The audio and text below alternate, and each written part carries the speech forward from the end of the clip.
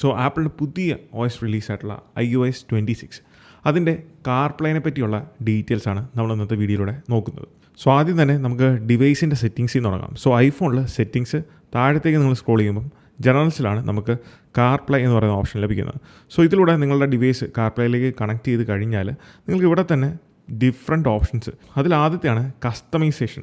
അതിൻ്റെ താഴെ കൊടുത്തിരിക്കുന്ന ഹോം സ്ക്രീൻ ഐക്കൺസ് എന്ന് പറയുന്നത്. സോ കാർപ്ലേയിൽ നമ്മൾ കാണുന്ന ഐക്കൺസ് അല്ലെങ്കിൽ അതിൻ്റെ അറേഞ്ച്മെൻറ്റ് കംപ്ലീറ്റ്ലി ചെയ്യാൻ സാധിക്കുന്നത് ഈ ഒരു ഓപ്ഷനിൽ നിന്നാണ്. സോ ഇവിടെ നമുക്ക് സെറ്റിങ്സ് അല്ലെങ്കിൽ ഇതുപോലെ ഐക്കൺസ് അങ്ങോട്ടും ഇങ്ങോട്ടൊക്കെ അപ്ഡേറ്റ് ചെയ്യുമ്പം അതനുസരിച്ച് കാർപ്ലേയിൽ നമുക്ക് വ്യത്യാസങ്ങൾ വരുന്നത് കാണാൻ സാധിക്കുന്നതാണ്. അത് കഴിഞ്ഞാൽ അതിൻ്റെ തൊട്ട് താഴെയുള്ള പുതിയൊരു ഓപ്ഷനാണ് വിജറ്റ്സ്.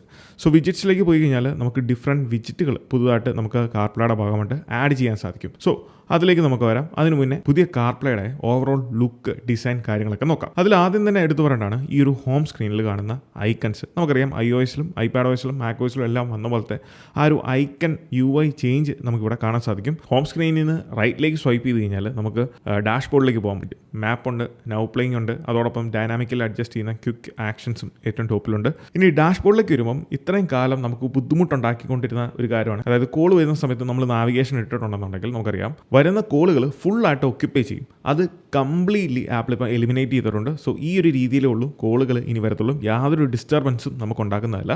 അതൊരു വലിയ ആവശ്യമുള്ള കാര്യമായിരുന്നു. പ്രത്യേകിച്ച് നമ്മൾ ഇതുപോലെ മാപ്പ് ഓണാക്കി നാവിഗേഷൻ ചെയ്യുന്നതിൻ്റെ ഇടയ്ക്കാണെങ്കിൽ കോൾ വന്നാൽ ഓഫ് കോഴ്സ് ഇത് മൊത്തത്തിൽ ബ്ലറായി നമുക്ക് ആ ഒരു സംഭവമേ വിട്ടുപോകുമായിരുന്നു.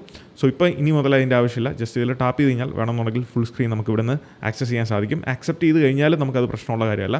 ആക്സെപ്റ്റ് ചെയ്താൽ നമുക്ക് അവിടെ നിന്ന് എക്സിറ്റ് ചെയ്തിട്ട് മാപ്പ് കണ്ടിന്യൂ ചെയ്യാൻ സാധിക്കുന്നതാണ്. ഇത് ആപ്പിൾ പണ്ടേ കൊണ്ടുവരേണ്ട ഒരു കാര്യമായിരുന്നു. ഇനി ഇവിടുന്ന് നമ്മൾ ഒന്നും കൂടെ റൈറ്റ് സൈഡിലേക്ക് സ്വൈപ്പ് ചെയ്ത് കഴിഞ്ഞാലാണ് പുതിയ നമ്മളുടെ വിജിറ്റ് ഓപ്ഷൻ നമുക്കിവിടെ ലഭിക്കുന്നത്. സോ ഇതാണ് കാർപ്ലേയിൽ വന്നിരിക്കുന്ന പുതിയ വിജിറ്റ് ഓപ്ഷൻ. ഇവിടെ നമുക്ക് 3 വിജിറ്റുകൾ അല്ലെങ്കിൽ 3 സ്റ്റാക്ക് വിജിറ്റുകൾ നമുക്ക് ആഡ് ചെയ്യാൻ സാധിക്കും. അതായത് സ്റ്റാക്ക് എന്ന് ഉദ്ദേശിച്ചത് ഈ വിജിറ്റിൻ്റെ താഴെയായിട്ട് ഒന്നിൻ്റെ താഴെയായിട്ട് മറ്റൊന്നായിട്ട് നമുക്കിങ്ങനെ സ്റ്റാക്ക് രൂപത്തിൽ വിജിറ്റുകൾ ഇവിടെ പ്ലേസ് ചെയ്യാൻ സാധിക്കുന്നതാണ്. അപ്പോൾ ഇതുപോലെ 3 എണ്ണമാണ് കൊടുത്തിരിക്കുന്നത്. സോ ഈ ഒരു വിജിറ്റുകൾ നമുക്ക് കംപ്ലീറ്റ്ലി കൺട്രോൾ ചെയ്യാൻ സാധിക്കുന്നത് ഐഫോൺ ഉപയോഗിച്ചുകൊണ്ടാണ്. അതിനാണ് ഈ ഒരു വിജിറ്റ് എന്ന് പറഞ്ഞ ഓപ്ഷൻ കൊടുത്തിരിക്കുന്നത്. സോ ഇതിൽ നമുക്ക് വിജിറ്റ് കംപ്ലീറ്റ്ലി ഡിസേബിൾ ചെയ്യണം എന്നുണ്ടെങ്കിൽ അത് നമുക്ക് ഇവിടെ നിന്ന് സാധിക്കുന്നതാണ്. ഈ ഒരു ഓപ്ഷനിലൂടെ വിജിറ്റ് കംപ്ലീറ്റ്ലി ഡിസേബിൾ ചെയ്യാൻ സാധിക്കുന്നതാണ്. അതനുസരിച്ച് അത് റിയാക്ട് ചെയ്ത് കാണാൻ സാധിക്കും.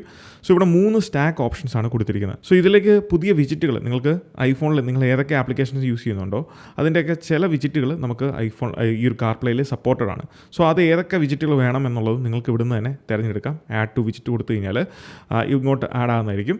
വൺസ് ആഡ് ആയതിന് ശേഷം നിങ്ങൾക്ക് അത് ഏറ്റവും ഫ്രണ്ടിൽ കാണിക്കണം എന്നുണ്ടെങ്കിൽ ജസ്റ്റ് ഈ ഒരു സ്ലൈഡറിൽ പിടിച്ചിട്ട് ജസ്റ്റ് അതിൽ പ്രസ് ആൻഡ് ഹോൾഡ് ചെയ്ത് മുകളിലേക്ക് കൊണ്ടുവന്നാൽ നമുക്ക് ഏറ്റവും മുകളിലായിട്ട് അല്ലെങ്കിൽ ഇഷ്ടമുള്ളിടത്ത് അത് പ്ലേസ് ചെയ്യാൻ സാധിക്കും. വൺസ് അത് സെറ്റ് ചെയ്തതിന് ശേഷം ജസ്റ്റ് ഇതിൽ സ്വൈപ്പ് ചെയ്ത് കഴിഞ്ഞാൽ നമുക്ക് ആ ഒരു വിജിറ്റുകൾ ഇവിടെ കാണാൻ സാധിക്കുന്നതാണ്. ഇങ്ങനെയാണ് നമ്മൾ വിജിറ്റുകൾ ആഡ് ചെയ്യുന്നത്. പിന്നീട് താഴെ നമുക്ക് smart rotation, visit suggestion, show wallpaper എന്ന് പറയുന്ന 3 ഓപ്ഷൻസും കൊടുത്തിട്ടുണ്ട്.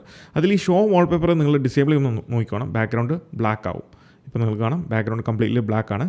എനേബിൾ വാൾപേപ്പർ എനേബിൾ ചെയ്ത് കഴിയുമ്പോൾ നമുക്ക് ബാക്ക്ഗ്രൗണ്ടിൽ വാൾപേപ്പർ വരുന്നത് കാണാൻ സാധിക്കും. ആപ്പിൾ ഇവിടെ സെപ്പറേറ്റ് ഒരു വിജിറ്റ് ഓപ്ഷനായിട്ട് ഇത് കൊടുക്കുന്നതിന് പകരം ആപ്പിളിന് വേണമെന്നുണ്ടെങ്കിൽ ഈ ഒരു ഡാഷ്ബോർഡിൽ അത് വിജിറ്റ് ഓപ്ഷൻ ഇൻറ്റഗ്രേറ്റ് ചെയ്യാമായിരുന്നു. എൻ്റെ ഒരു പേഴ്സണൽ അഭിപ്രായമാണ്. കാരണം ഡാഷ്ബോർഡാണ് നമ്മൾ കൂടുതൽ സമയവും യൂസ് ചെയ്യുന്നത്. മിക്കവാറും എല്ലാവരും ഡാഷ്ബോർഡായിരിക്കും യൂസ് ചെയ്യുന്നത്. പ്രത്യേകിച്ച് നമ്മൾ നാവിഗേഷൻ അങ്ങനെയുള്ള കാര്യങ്ങളൊക്കെ എപ്പോഴും കൺട്രോൾ ചെയ്യുന്നതും എപ്പോഴും യൂസ് ചെയ്യുന്നതുകൊണ്ട് തന്നെ ഡാഷ്ബോർഡായിരിക്കും എല്ലാവർക്കും ഏറ്റവും കൂടുതൽ യൂസ് ചെയ്യാൻ താല്പര്യമുള്ളത്. ആപ്പിളിന് സാധിക്കുന്ന കാര്യമാണ് ഈ ഒരു ഡാഷ്ബോർഡിൻ്റെ ലേഔട്ട് കുറച്ചും കൂടെ റീവർക്ക് ചെയ്ത് ഈ മാപ്പിൻ്റെ സൈസും കാര്യങ്ങളൊക്കെ അഡ്ജസ്റ്റ് ചെയ്ത് ഇതിലേക്ക് തന്നെ വിജിറ്റുകൾ പ്ലേസ് ചെയ്യാൻ സാധിച്ചിരുന്നെങ്കിൽ നല്ല കാര്യമാണ്. കാരണം ഇവിടെ അൺവാണ്ടഡ് ആയിട്ടുള്ള അനാവശ്യമായിട്ടുള്ള സ്പേസ് യൂട്ടിലൈസ് ചെയ്യുന്ന കുറേ കാര്യങ്ങളുണ്ട്. ഒന്ന് ഈ മേളിൽ കൊടുത്തിരിക്കുന്ന സ്പേസാണ്. ഇത് ആക്ച്വലി നമ്മൾ ചെയ്യുന്ന എന്താണോ അതനുസരിച്ച് ഡൈനാമിക്കലി മാറിക്കൊണ്ടിരിക്കും. സോ അതിൻ്റെ ആവശ്യമില്ലായിരുന്നു. ഇവിടെ വേണമെന്നുണ്ടെങ്കിൽ നമുക്ക് വിജിറ്റുകൾ പ്ലേസ് ചെയ്യാമായിരുന്നു. പകരം ആപ്പിൾ ഈ ഒരു 3 ഓപ്ഷനായിട്ട് സെപ്പറേറ്റ് വിജിറ്റിൻ്റെ ഓപ്ഷനായിട്ടാണ് കൊടുത്തിരിക്കുന്നത്. പക്ഷേ ആപ്പിളിന് വേണമെന്നുണ്ടെങ്കിൽ, കാരണം കറൻറ്റ്ലി ഉള്ളത് ബെയ്റ്റയിലാണ്, ബെയ്റ്റയിൽ പബ്ലിക് റിലീസ് ചെയ്യുന്ന ടൈമിൽ ആപ്പിളിന് ഇത് വീണ്ടും റീവർക്ക് ചെയ്യാൻ വേണമെന്നുണ്ടെങ്കിൽ അറിയില്ല. എനിവേ എൻ്റെ ഒരു പേഴ്സണൽ അഭിപ്രായം ഞാൻ പറഞ്ഞാണ്. വിജിറ്റ് ഡാഷ്ബോർഡിൽ കൊണ്ടുവരുന്നതായിരുന്നു ഇച്ചിരി കൂടെ യൂസബിലിറ്റി എന്ന് എനിക്ക് പേഴ്സണലി തോന്നുന്നു. ഇനി വിജിറ്റുകളുടെ കാര്യം കഴിഞ്ഞാൽ നമ്മൾ ഹോം സ്ക്രീനിലേക്ക് തന്നെ വരാം. നമ്മൾ ഈ വന്നിരിക്കുന്ന UI ചേഞ്ചുകൾ അതിനെപ്പറ്റി ആദ്യം തന്നെ സംസാരിക്കാം. അതിനുവേണ്ടി നമ്മൾ സെറ്റിങ്സിലേക്ക് പോകണം. സെറ്റിങ്സിൽ അപ്പിയറൻസ് എന്ന് പറയുന്ന ഓപ്ഷനിലേക്കാണ് ആദ്യം നമ്മൾ പോകേണ്ടത്. അവിടെയാണ് പുതിയ മാറ്റങ്ങൾ വന്നിരിക്കുന്നത്. ഒന്ന്, ഓൾവേസ് ഡാർക്ക് എന്ന് പറഞ്ഞ ഒരു ഓപ്ഷൻ കൊടുത്തിട്ടുണ്ട്. അതാണ് ഡാർക്ക് മോഡ്. ഇനി ഓട്ടോമാറ്റിക്കലേക്ക് സ്വിച്ച് ചെയ്യുമ്പം നമുക്ക് ലൈറ്റ് മോഡിലേക്ക് വരും. ഇതാണ് ഇതിൻ്റെ ലൈറ്റ് മോഡ് എന്ന് പറയുന്നത് ഈ ഒരു രീതിയിലായിരിക്കും. ഇനി താഴത്തേക്ക് പോകുമ്പം ഡാർക്ക് മോഡ് മാപ്പിൽ എപ്പോഴും കാണിക്കണം എന്നുണ്ടെങ്കിൽ അത് എനേബിൾ ചെയ്യാവുന്നതാണ്.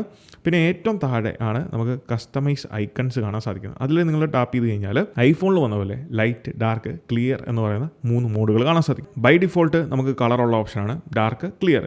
സോ ഡാർക്കിലേക്ക് ടാപ്പ് ചെയ്യുമ്പോൾ നമുക്ക് കാണാം ഡാർക്ക് ഐക്കൺസ് വന്നേക്കുന്ന ബാക്ക്ഗ്രൗണ്ട് മാറിയേക്കുന്നതും കാണാൻ സാധിക്കും. ഇതിൽ തന്നെ നമുക്ക് ഓട്ടോമാറ്റിക്കലി ഡാർക്ക് മോഡിലേക്ക് രാത്രിയാകുമ്പോൾ പോകാം. അതല്ലാന്നുണ്ടെങ്കിൽ എപ്പോഴും ഡാർക്ക് മോഡ് തന്നെ മെയിൻറ്റെയിൻ ചെയ്യണമെന്നുണ്ടെങ്കിൽ ഓൾവേസ് എന്ന് പറഞ്ഞ ഓപ്ഷൻ കൊടുത്തിട്ടുണ്ട്. ക്ലിയറിൽ നമുക്ക് 3 ഓപ്ഷൻസാണ് കൊടുത്തിരിക്കുന്നത്: ലൈറ്റ്, ഡാർക്ക്, ഓട്ടോ. സോ ഇപ്പം കാണുന്നത് ലൈറ്റ് മോഡാണ്, ക്ലിയറിൽ തന്നെ ലൈറ്റ് മോഡ്. സോ അത് നമുക്ക് എക്സ്പീരിയൻസ് ചെയ്യാൻ ജസ്റ്റ് ഇതിൽ ടാപ്പ് ചെയ്ത് കഴിഞ്ഞാൽ ഇതാണ് അതിൻ്റെ ലുക്ക് എന്ന് പറയുന്നത്. അതായത് ഡാർക്കർ ആയിട്ടുള്ള കളേഴ്സ് ബാക്ക്ഗ്രൗണ്ടിൽ വാൾപേപ്പേഴ്സ് ഒക്കെ വരുന്നെങ്കിൽ നല്ല രസത്തിൽ നിൽക്കും. പക്ഷേ ലൈറ്റ് കളറൊക്കെയാണ് ബാക്ക്ഗ്രൗണ്ടിൽ വരുന്നെങ്കിൽ ഈ ഒരു ക്ലിയർ മോഡ് കൊണ്ട് നമുക്ക് വലിയ പ്രയോജനമില്ല. മേ ബി മിക്കവാറും ആപ്പിൾ ഇതിനെ കുറച്ചും കൂടെ റിഫൈൻ ചെയ്യും. ഫൈനൽ വേർഷൻ അല്ലെങ്കിൽ പബ്ലിക് റിലീസ് വരുന്നതിന് മുന്നേ ഈ ഒരു 2-3 മാസം ടൈമുണ്ട്. ആപ്പിളും കുറേയധികം വർക്കൗട്ട് ചെയ്യാനും ഫീഡ്ബാക്ക് ആളുകളുടെ അറിയാനും ഒക്കെ ഉണ്ട്. സോ ആ ഒരു ടൈം കൊണ്ട് മിക്കവാറും ആപ്പിൾ ഇത് പാച്ച് ചെയ്യുന്നതായിരിക്കും. ഇനി ഡാർക്ക് മോഡിലേക്ക് വരുമ്പം ഇതാണ് ഡാർക്ക് മോഡ് ലുക്ക് എന്ന് പറയുന്നത്. അവിടെയും ഓട്ടോ ഓപ്ഷനുണ്ട്. സോ ഞാനിവിടെ ഡിഫോൾട്ട് തന്നെ കീപ്പ് ചെയ്യുവാണ്. ഇനി ബാക്കിലേക്ക് പോകുമ്പോൾ അതാണ് നമ്മളുടെ മെയിൻ കസ്റ്റമൈസേഷൻ ഓപ്ഷൻ എന്ന് പറയുന്നത്. താഴത്തേക്ക് പോകുമ്പം വാൾപേപ്പർ ഓപ്ഷൻ കാണാം. ഇതിൽ പുതുതായിട്ട് ഈ ഒരു iOS 26 വാൾപേപ്പർ മാത്രമാണ്. ബാക്കി നമ്മളുടെ പഴയ വാൾപേപ്പറുകളൊക്കെ കുറച്ച് കാണാൻ സാധിക്കും. ഇനി ഇവിടെ നിന്ന് ബാക്കിലേക്ക് പോകുമ്പം ഡിസ്പ്ലേ എന്ന് പറയുന്ന പുതിയ ഓപ്ഷൻ കൊണ്ടുവന്നിട്ടുണ്ട്. ഈ ഡിസ്പ്ലേയിൽ 2 ഓപ്ഷൻസാണ് ആക്ച്വലി കൊണ്ടുവന്നിരിക്കുന്നത്. ഇതിൽ നമുക്ക് ഒരെണ്ണം മാത്രമേ ഇപ്പോൾ കാണാൻ സാധിക്കുന്നത്. അതായത് നൗ പ്ലേയിങ്ങിൽ ആൽബം ആർട്ട് കാണിക്കണോ വേണ്ടയോ എന്നുള്ളത്. പക്ഷേ ആക്ച്വലി സ്മാർട്ട് ഡിസ്പ്ലേ സൂം എന്ന് പറയുന്ന മറ്റൊരു അഡീഷണൽ ഫീച്ചറും കൂടെ ആപ്പിൾ കൊണ്ടുവന്നിട്ടുണ്ട്. അതായത് പല വാഹനങ്ങൾക്കും പല സൈസിലും ഡിസൈനിലും വലുപ്പത്തിലുള്ള ഇൻഫോർടൈൻമെൻറ്റ് സിസ്റ്റമാണ്.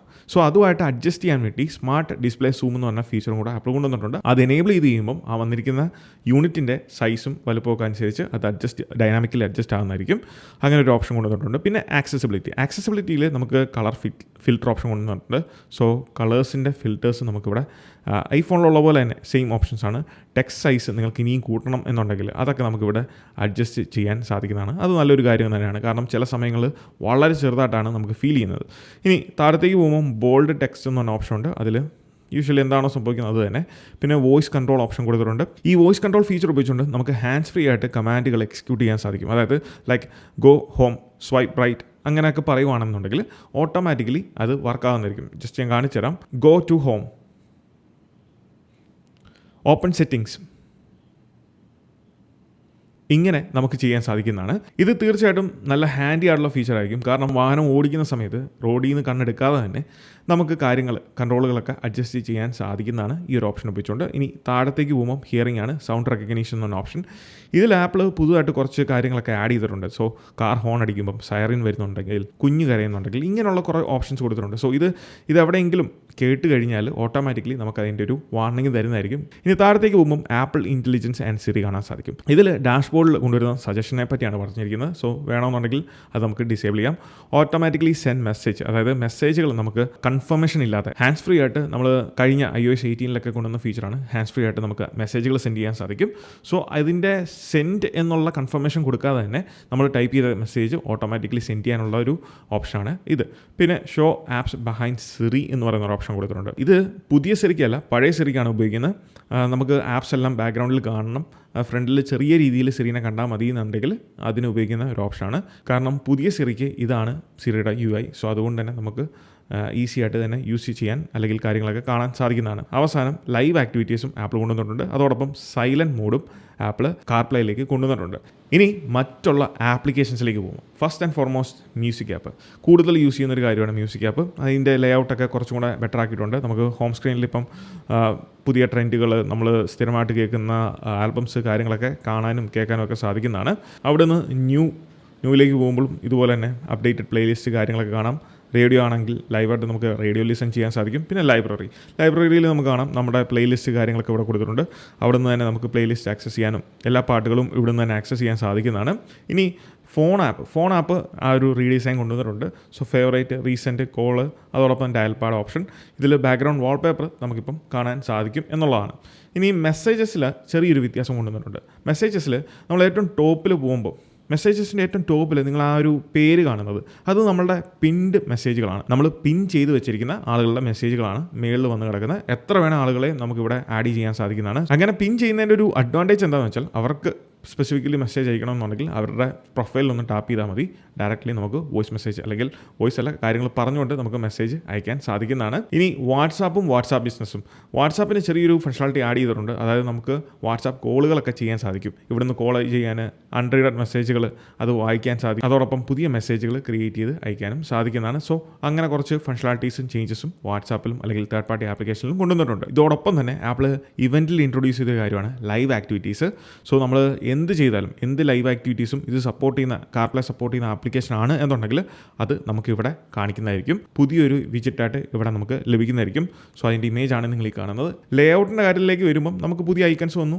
അതോടൊപ്പം സൈഡിൽ ഈ കാണുന്ന ലേഔട്ടും കുറച്ച് വ്യത്യാസങ്ങൾ നമുക്ക് ആ ഒരു ഗ്ലാസി റൗണ്ട് ആൻഡ് കോർണേഴ്സ് ഉള്ള എഡ്ജസ് ഉള്ള ആ ഒരു സംഭവം തന്നെയാണ് ഇവിടെയും ഈ സൈഡിലും നമുക്ക് കാണാൻ സാധിക്കുന്നത്. സോ ഇത്രയധികം മാറ്റങ്ങളാണ് നമ്മളുടെ കാർപ്ലേയിൽ പുതുതായിട്ട് ലഭിച്ചിരിക്കുന്ന iOS 26. അപ്പോൾ ഈ ഒരു വീഡിയോ നിങ്ങൾക്ക് ഇഷ്ടമായെന്ന് വിചാരിക്കുന്നു. ഈ വീഡിയോ ഇഷ്ടമായാൽ തീർച്ചയായിട്ടും പോയി നമ്മുടെ ലൈക്ക് ബട്ടൺ സ്മാഷ് ചെയ്യുക. So once again this is Milan. Catch you guys in the next video. Until then, peace.